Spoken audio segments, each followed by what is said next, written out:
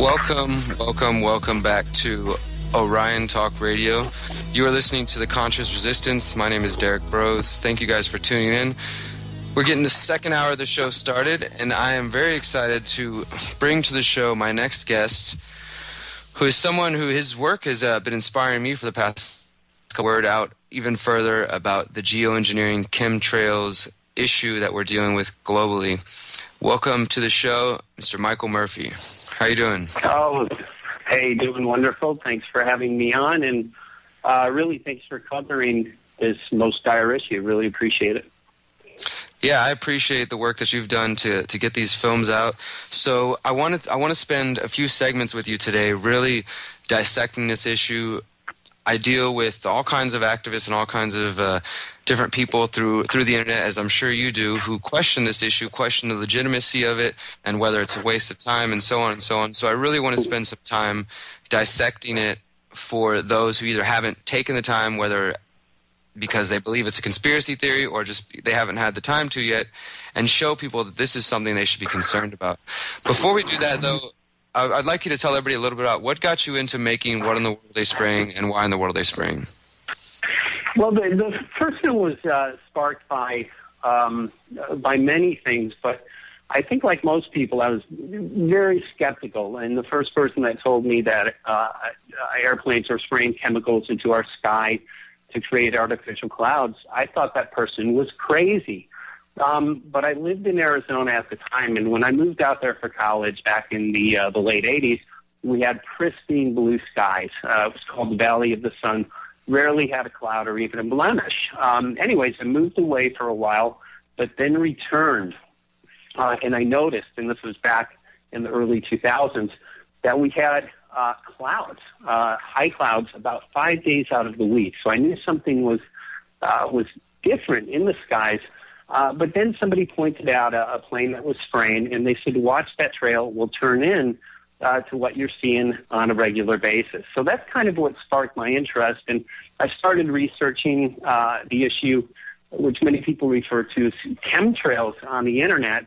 I became concerned about it. But what really got me involved and really got us involved with the film, I was invited to go to a geoengineering conference, and it was the American Association for the Advancement of Science meeting, and for 3 days, geoengineers spoke about their plans and proposals to spray 10 to 20 million tons of toxic aluminum and other very damaging particles into our sky, all for the stated goal of cooling our planet. And during that time, geoengineers are very open about the consequences of doing such programs, which some of those consequences are droughts in certain areas, floods in other areas, which we're seeing, ozone depletion, which we are seeing. We now have a huge ozone hole over both the northern and southern hemisphere. Changes in wind and changes in soil pH, which we can get into. And they even state that it could disrupt the food supply of over 2 billion people. We're now in a global food crisis. But during that time, in listening to how shocking it was to even have scientists talk about such proposals, I learned that there were people who were testing rain tests from around the world and doing research. And what we're finding now in terms of rain is just massive amounts of the primary ingredients of geoengineering programs, which is aluminum, barium, and strontium. And we have a complete rise in related diseases to inhalation of these metals. So they're definitely there. And both the human health and ecological implications are absolutely unquantifiable. We've seen some just horrible changes in the past 10 years. So that was kind of a mouthful, but that's what got me concerned. And based on my research and the research of others, we believe that there's no greater threat to our planet than the ongoing global geoengineering programs. Okay, so let's get into let's define for the rest of this the show what geoengineering is for the listening audience who maybe have not heard the term yet.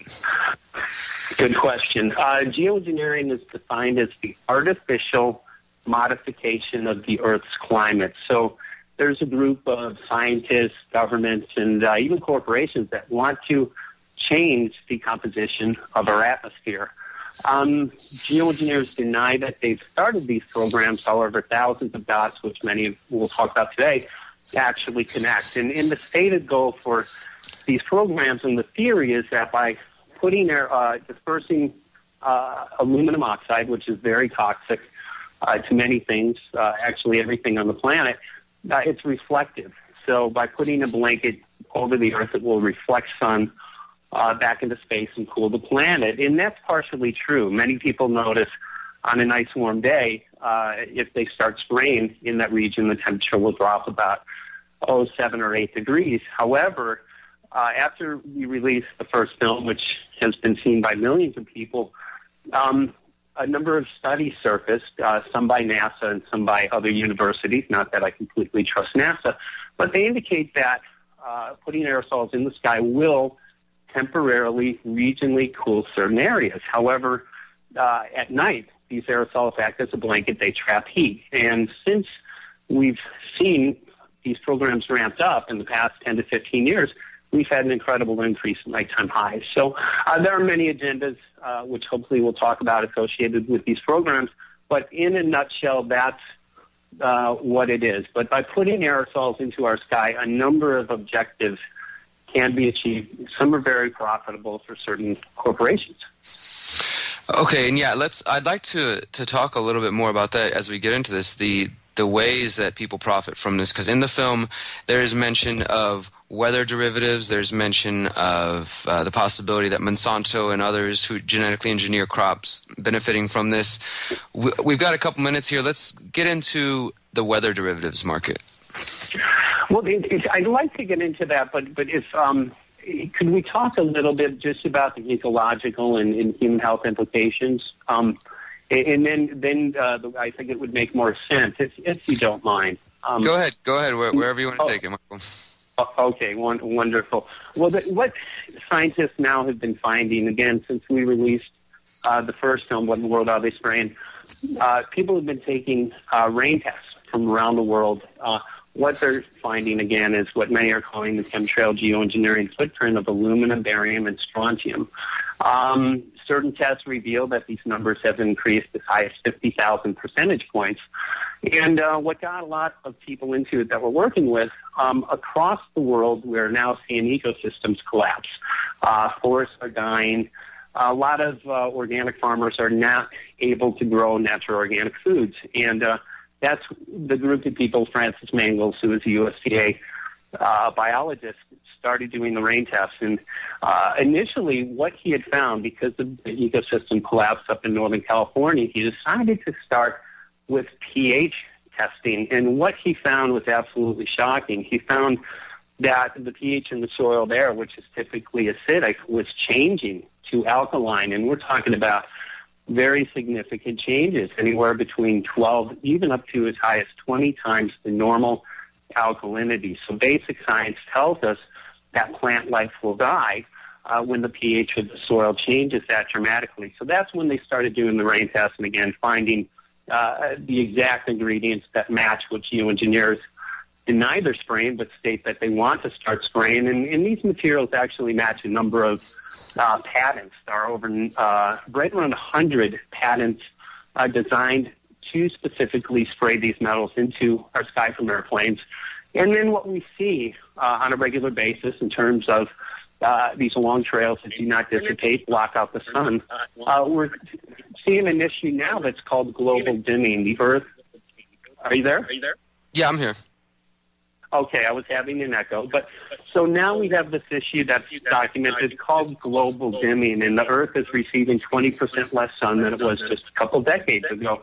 That's the stated goal of geoengineers as well. So, yeah, we're about to actually cut to a quick commercial break right now, Michael, and we'll get back and talk about global dimming. We're going to continue the conversation with Michael Murphy talking geoengineering. Stay tuned to Orion Talk Radio. We'll be right back. We are witnessing the fall of the republic as tyrants try to make us all the subjects. They buy up newspapers, TVs, and magazines as they try to implement a fascist regime. Hey, welcome back to the show, Michael. You ready to continue the conversation about global dimming? Yes, absolutely. And occasionally the echo occurs, and it's very challenging to talk on an interview with that echo. So, are we on air? Yeah, we're on here, ready for you. Let's just get back into global dimming.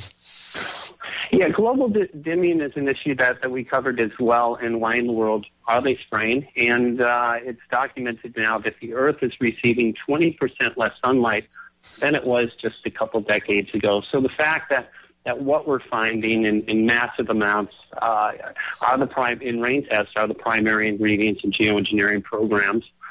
They also match a number of patents which have been designed to specifically spray these metals.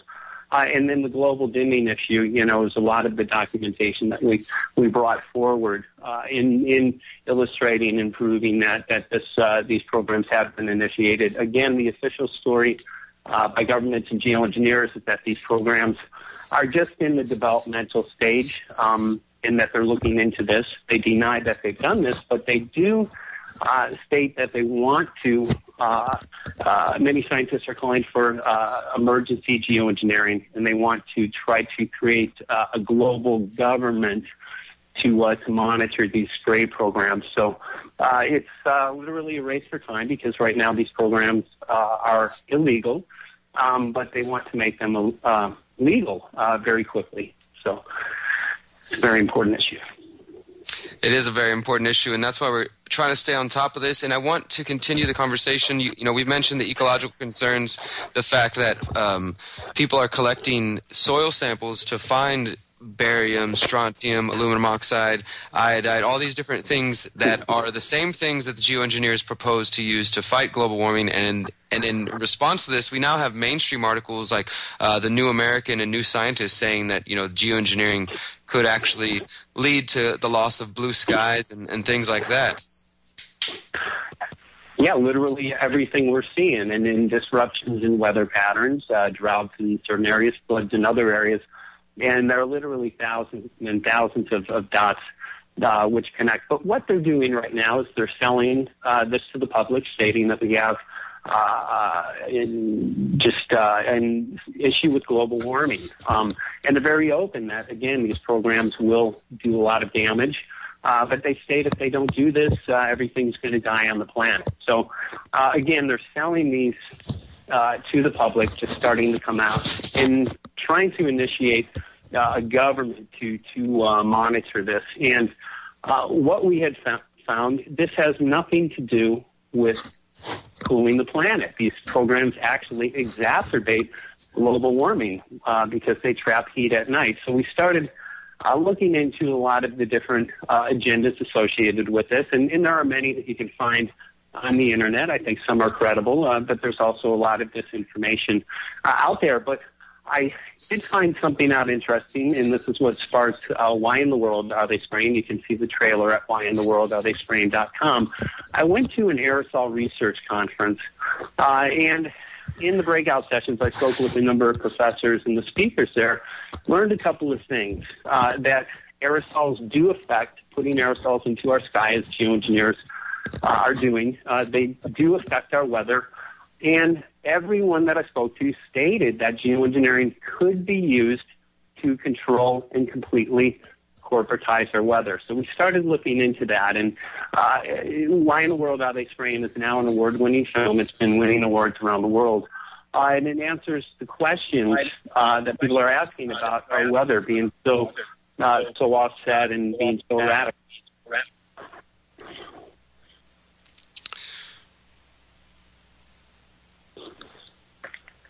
Yeah, I like the fact that in the film, because I just finished watching it right before I got on the phone to talk with you, just wanted to brush up on it, but I like the fact that it shows that it goes into the weather derivatives market, as I mentioned, and it goes into the genetic engineering and how those are processes that could lead to further, as you said, corporatizing of our very weather. That's right. There are a lot of people that benefit, and if you control the weather, you can literally control every food supply and every political system. So controlling the weather in geoengineering, as geoengineer David Keith stated, gives man godlike power. But we started noticing, and what really brought us into the weather control, we started noticing on really heavy spray days, about a day or two after, big weather systems would move in. and started correlating that. So I contacted an award-winning weatherman, Scott Stevens. He was a weatherman for over 20 years and became interested in this issue when he noticed that the weather was changing, noticed that he was unable to effectively predict the weather, and he noticed the correlation between the trails. So if we look back to what geoengineers want to put in our sky and actually are putting in our sky, it's aluminum oxide.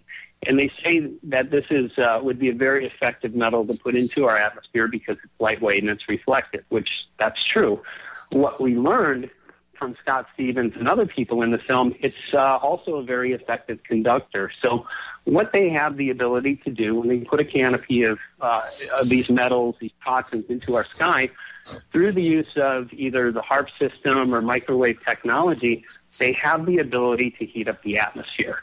And when an atmosphere heats, it actually rises. And in that rising, it creates a low-pressure vacuum and enables corporations to steer storms in certain areas, or in the case of last summer, out of certain areas. And aerosols actually have properties where you can actually build clouds. You can put certain elements into the sky, or you can actually dissipate a storm as well with different chemicals. And the technology is absolutely there. And we covered that and why in the world are they spraying as well. And militaries have been interested in this technology for a very long time. So we interviewed Dr. James Fleming from Colby University, and he explained to us some of the technologies, and it was probably perfected weather control for wartime back in the 60s in the Vietnam War, and the U.S. government actually used this technology to flood out the Ho Chi Minh Trail. That was the Vietnamese main supply line. And that's in a project called Project Popeye. So that's when we believe it was probably perfected. But due to the fact that these programs are so destructive to the planet, Dr. Nick Begich, whose brother is a senator, has done great work on HARP, explained to us that there was a treaty to actually ban these programs in wartime for wartime use because the governments are interested in this. That treaty was called and I'm blanking out right now, but it was a treaty to ban this technology. And is it the Environmental Modification Treaty?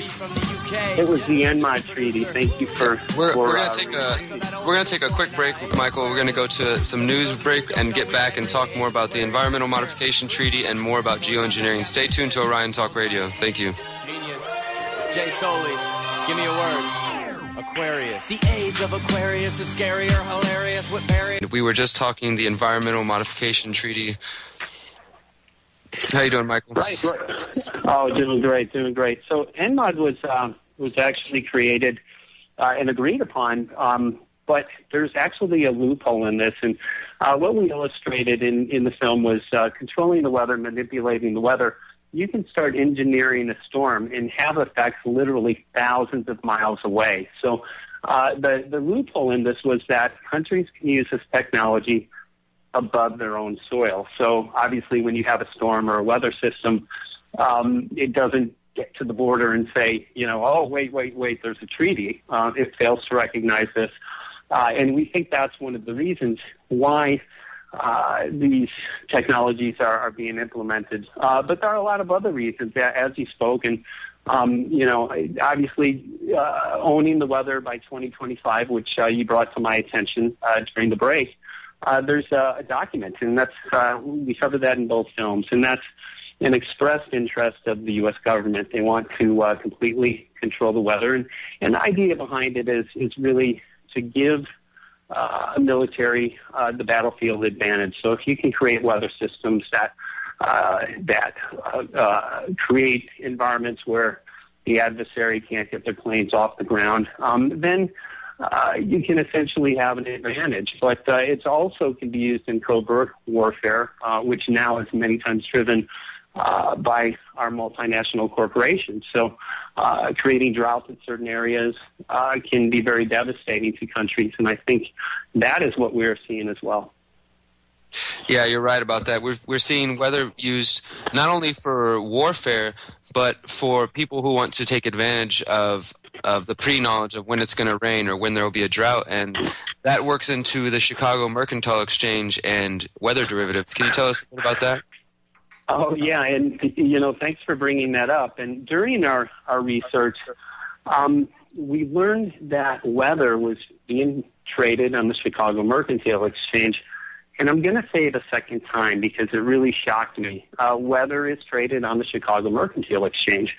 So we had to find out more about this, and we went out to Chicago and interviewed a trader named Michael Agnew, and he explained to us these products and their weather derivatives. And companies and people who are interested in these would be, for instance, maybe an energy company who requires X number of days to be below 30 degrees in the winter to make a profit. What they will do is purchase these derivatives to essentially hedge their risk based on adverse weather conditions. And he used a really good example. He used a seed company, and the example he used would be a seed company that might have, $5 million worth of crops in the Midwest. If they purchase $10 million of these derivatives, they actually make money when the crop fails. So I'm not saying that everybody involved in trading these derivatives or everybody who utilizes these is involved with weather control and the chemtrail geoengineering issue, but without question, there is weather that's being engineered, and those people who are in the know, and it's usually the people in the multinational corporations, they have the playbook. And if you have the playbook, you literally cannot lose. So there are mechanisms where people can make billions and billions of dollars annually just on the Chicago Mercantile Exchange. And a lot of people, last summer's drought in the Midwest, some people made billions of dollars, and many people are starving. And real quick, if we have time, last summer's drought, based on many meteorologists who I've spoken to in our research, we believe it was 100% engineered. And what we saw very few trails, which we typically see on a daily basis in California and on the West Coast. So a lot of people thought that the programs had stopped. We started looking on satellite, and what we noticed that entire summer, the entire Pacific, all the way from the equator up to Alaska, was covered with aerosol. So very little sunlight was hitting the ocean, and of course that's needed to create the evaporation and develop clouds. So that's what created our drought. And it was interesting because I went to the Midwest right after we finished editing Why the World Are They Spraying, and there were a couple of storms that were in the forecast. And as a child, I always went out and I watched the storms develop and come in, so I did that. What I noticed, the storms, big, beautiful thunderheads would develop, but then, boom, the planes would come back and forth, literally seeding the edge of the storm. And within about a half an hour to 45 minutes, the storm would be what meteorologists term iced out. It would literally fall apart. The rain would not fall, and that moisture would drift. Now, interesting, we had a drought. Europe had record floods. So it appears that they got the rain that naturally should have fallen over the U.S. So that created what we now have is a global food crisis. So it's increasing food prices, but it's also very sad what it's doing to people in other countries. And before this food crisis, I looked at the numbers of children that die per day from starvation. And again, before this engineered drought, it was 1,000 every hour. So during this interview, unfortunately, over 1,000 children will die a very painful death, without question, related to the droughts caused by geoengineering. Yeah, that's a sad fact that that we have to face, but it is the reality, and it is why it is so important to question this, to question the reality of geoengineering, of chemtrails, and to really get it out of this this stigma of conspiracy theory. We've been focusing more on that. We have copies of What in the World Are They Spraying? We're going to be burning more DVDs of why in the world are they spraying. And really, I want to focus on this over the coming months on getting information out and getting people to just look at the sky, because I'm sure, as you've noticed in your work, that a lot of people don't even look up to the sky to notice these things happening. And right. I wanted Go ahead. Go ahead. Yeah, it took me a while after they started spraying to actually make the connection. But once you point it out to somebody, and then, now it's a very effective time for activism, because geoengineers are now publicly coming out, selling these programs to the public as something that would save the world. It has nothing to do with saving the world. Geoengineering is about money and power, and it's a very powerful tool. Did you want me to touch on the genetically modified seed connection? Yeah, go ahead and get into that. Yeah, go ahead. Cool. Okay. I didn't know if we were running short on time, but I think it's really important, so I'd stay on a little longer if I could to bring that up. But again, we're in a very effective time. In the films, both What in the World Are They Spraying, but really Why in the World Are They Spraying, have been very effective tools for activism. We encourage everybody who purchases a DVD to make copies and hand out for free. So you can find more info and see the trailer at whyintheworldarethayspraying.com. But what we noticed, and as we stated earlier, the fallout of these programs after they spray it, these toxins get into our soil, and they're very toxic to soils. As a result, we have forests around the world that are collapsing. But for Why in the World Are They Spraying, we interviewed a number of organic farmers, and around the globe, organic farmers are seeing just a great decline in their ability to get yields. And we interviewed from Maui, which hopefully we'll talk about, but we wondered why this was happening and thought it could be related to geoengineering. So we spoke to Barb Peterson. She runs a website called Farm Wars, and she brought to our attention an issue called abiotic stress.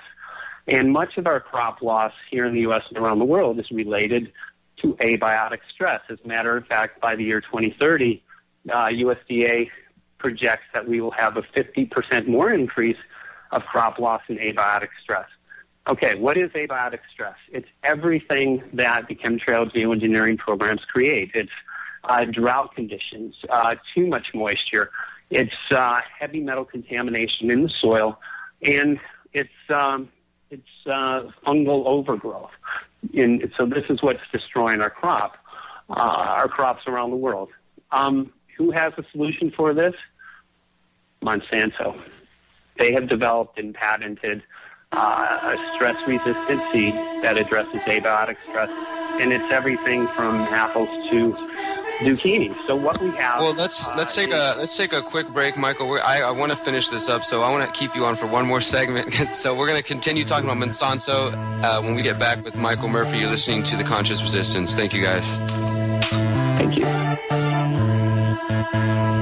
Welcome back to The Conscious Resistance on Orion Talk Radio. We are going to finish this up. I've been keeping Michael Murphy online as long as I can because we just keep coming up with more interesting things to talk about. Let's continue the conversation, finish up with what was happening with Monsanto's connection to geoengineering. You were mentioning that they have patents that could play into this as well. Well, without question, they benefit from it, and we're seeing forest collapse around the world. There is a company that is now genetically modifying forests. It's a spin-off of Monsanto called Arbigen. But what we're seeing, again, is abiotic stress crop loss around the world. And again, geoengineering creates abiotic stress. And Monsanto does have a seed, which they have patented, which addresses abiotic stress. So what's happening, we're seeing a lot of farms go out of business, which is actually related to Agenda 21. We now have a company owned by George Soros who's buying up this farmland at pennies on the dollar. But if you're an organic farmer, you're losing your ability to get yields. Monsanto comes up, they set themselves up as the hero and as the solution, and provides these seeds that will grow in this new condition. And what they really do, many different things. There are a lot of studies indicating that GMO foods are very toxic to our environment, but also to human health. But they also put the farmer in bondage. And traditionally, seeds regenerate. So a farmer could, plant a crop and get seeds from that crop and plant those seeds the next year. Many of the seeds that Monsanto has are terminator seeds. They will not regenerate. So the farmer is forced to go back year after year after year to bow down to Monsanto. So what we have is a situation where, and I really got the revelation when I was in Maui, and when I stay in Maui, which is quite a bit, I stay on an organic farm, and many of the people that live there are dependent on nature. They're dependent on natural seeds, sunshine, and rain, and they're losing their ability. The two farmers we interviewed, one had a 60% crop loss in the past 10 years. The other was 70%. So what we see is this, and it's something that a number of different religions talk about, and they talk about this beast, this system wanting to be worshipped. So the people that live organically and grow their own food, the corporations do not benefit. Essentially, they're free. And what they're doing is destroying nature. They're destroying our ability to grow natural organic seeds. And then, of course, they set themselves up as a solution with the genetic modified seeds that will grow in this environment. And that's where the shift of power happens. They literally usurp the authority of nature, the authority of God, and they put it under corporate authority. And this is a system that wants to be the source of life. They want to be God. These people are playing God. And that's why it's so concerning, because if we allow our food supply to be completely corporatized and we're not living off of nature, we basically yield all of our freedoms to this system, to the governments and corporations that are running this. Yep, and this is just, for me, another example of what the state will become, this corporatist state that we have. This is just, people ask the question of why would geoengineering happen or how could it happen? This is just an example of a state that has grown massively too big and, as you said, wants to become God and control the food, the weather, the water, etc. And when we're dealing with an issue such as this, as big as it is, Michael, I know that you probably get a range of people who come to you and asking for help and for solutions. We mentioned passing out DVDs and passing out information. But before we let you go, I'd just like to give you a chance to give out one more message to everybody who's listening on any solutions you have to offer. Yeah, right now I think awareness is key. Many people, the movement's grown quicker than any movement I've seen in just the past 3 years. So the films have been a very effective tool. So please get educated about this. Go to our website, whyintheworld.com.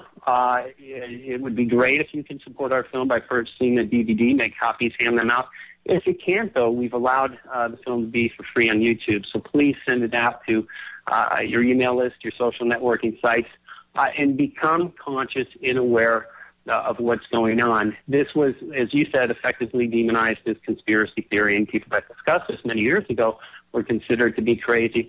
The dynamics have greatly changed. There are still a few people that fall into that category, but after they look and watch our films and investigate this, usually those people, I would say 98% of the time, join our ranks. But to get any effective movement and even create change, political change, or the change that we want to see, it's really essential to get critical mass. So first, we need awareness. Once we have that, we can do like we've done in other areas, as create ordinances to ban geoengineering from certain regions. And Maui, we focused a lot of our energy. We hosted a lot of screenings of the films and literally handed out thousands of free DVDs. And within maybe 8 months, we got critical mass. Just about everybody on the island is aware of it. And as a result, we had a public official do 30 rain tests, which revealed contamination from these programs. But we had county officials who are now backing us on an ordinance to ban geoengineering. So it's very simple in terms of what we can do. But the key is to get active. Being educated is very important, but education without action is nothing. Yeah, well, thank you very much for that, Michael. We appreciate everything that you have done for the geoengineering, chemtrail awareness movement, and what you continue to do. Everybody check out whyintheworldtheyspraying.com. Go watch the films on YouTube. Order some copies of the DVD. Burn the copies. Get them out to your city. It's time to wake people up about geoengineering. Thank you very much, Michael, for joining us. Oh, thank you so much. Keep up the great work. Really appreciate everything you're doing. Thank you. We'll talk to you soon. Bye-bye. That was Michael Murphy of What in the World and Why in the World Are They Spraying. Check out the websites, whyintheworldardtheyspraying.com. Go check out the film. And if you have critiques, you have skepticism, I want to hear it. Email me, dbros@thehoustonfreethinkers.com. Let's talk, because I want to progress this issue and move it to a place where people recognize that talking about geoengineering is not conspiracy theory. And I'm going to get this interview that we just did with Michael up as soon as possible, because we just covered the weather derivatives. We covered the beginnings of geoengineering, the words of geoengineers themselves. We covered the way that Monsanto ties into geoengineering, the way that this is really just an extension of the corporatist state that we have in our nation. Corporations finding ways to make money off the weather now. They've already done it with water and with every other aspect of our lives, so why not this one? And it really doesn't make sense when you get past this stigma. So don't get stuck on people calling you crazy. Keep pushing for truth in that area, and we're going to continue to do so. We've got